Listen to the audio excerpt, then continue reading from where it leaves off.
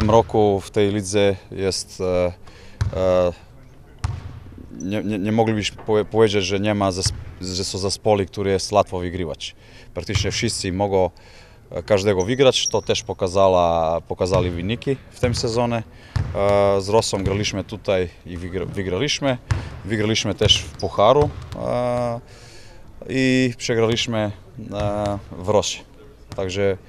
Także wszystko jest otwarte i doceniamy, mamy respekt do Rosy i do swojego przeciwnika, ale też mamy respekt do siebie, wiemy co chcemy i jesteśmy zdeterminowani, że zagrać na 120%.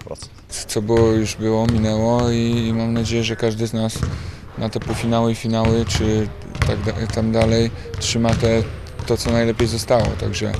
Także potrzebujemy naprawdę dobrych meczów w naszym wykonaniu, nawet bardzo dobrych, żeby Rosję pokonać i będziemy walczyć. Chyba wasz ulubiony moment sezonu.